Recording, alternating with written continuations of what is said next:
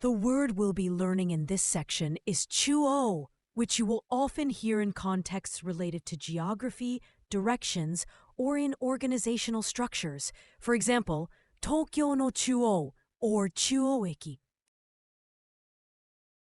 The word chuo means center or central, often used to denote the middle or main part of something, whether it's a physical location or an organizational role.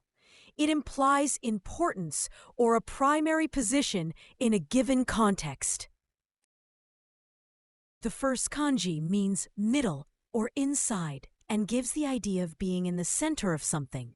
For example, Chugoku uses this kanji to indicate a country name where chu shows middle, China, and chugakko uses it to mean the school for the middle level, with chu marking its middle position in the education system.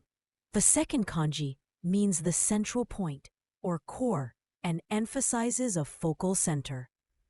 In Chuo Ginko, this kanji expresses the idea of a central institution, the bank that serves as the nation's core monetary authority.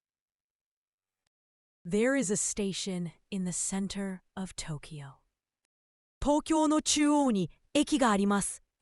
Tokyo no chuo ni eki ga arimasu. I rode the Chuo line. Chuo sen ni norimashita. Chuo sen ni norimashita. I am going to the central station. Watashi wa chuo eki ni ikimasu. Watashi wa chuo eki ni ikimasu. The main entrance is here.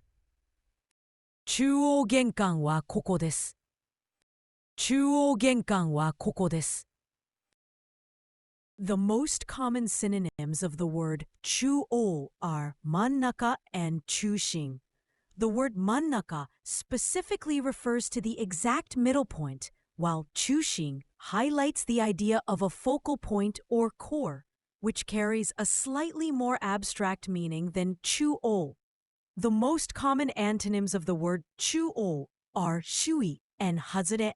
The word shui refers to the surrounding area or outskirts, while hazure means an edge or outlying area, differing significantly from the central implication of chuo.